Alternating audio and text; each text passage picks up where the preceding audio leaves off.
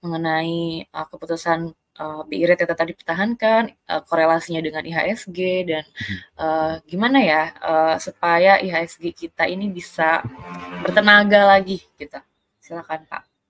Iya, jadi sebenarnya topik ini, sangat menarik sekali ya. 2 hari yang lalu kalau saya nggak salah ingat, kita sudah sempat membahas judulnya bahwa BI Rate diharapkan nggak naik ya, Yul. Jadi memang itu udah harapan semua orang dan harapan itu akhirnya dikabulkan sama, Bank Bukan. Indonesia.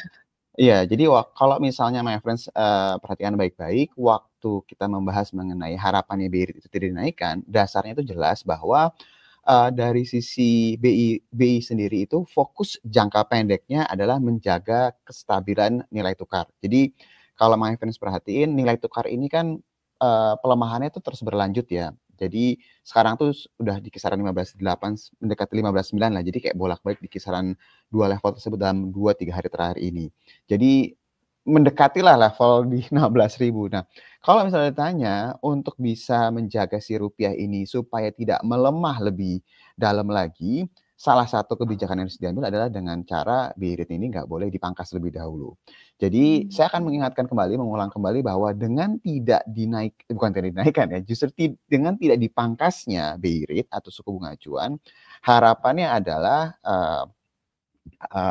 perbedaan antara imbal hasil investasi di Indonesia dibandingkan dengan negara seperti Amerika Serikat ya, yang kemarin mereka justru memangkas, itu diharapkan bisa lebih menarik nih, Yul. Jadi, harapannya asingnya itu bisa melihat bahwa, Indonesia ternyata nggak dipangkas, secara imbal hasil lebih menarik nih, karena di Amerika kan terus dipangkas kan. Nah, ini sebenarnya ekspektasi, ngomong mudahnya itu ekspektasi yang diharapkan sama pasar. Tapi jujur aja memang kemarin saya melihat bahwa rupiahnya nggak menguat gitu ya, terus Iya. juga asingnya masih net sales juga, dan memang kalau misalnya dilihat dari sisi IHSG-nya terjadi pelemahan meskipun pelemahannya ini baik IHSG dan LQ45-nya itu nggak terlalu besar ya, 0,21%. Jadi gerakannya itu udah bersamaan lah dari LQ45 sama si IHSG. Nah, gimana sih kalau ngelihat keadaan ini apakah emang akan terus melemah atau tidak? Kita akan lihat biasanya ada jeda sih, karena kan kalau BI Rate itu kan diumumkan kan di atas jam 2, jam 3 ya, di jam 2 baru mulai rapat ya. Jadi kita mau lihat nih, kira-kira hari ini ada nggak ciri-ciri atau tanda-tanda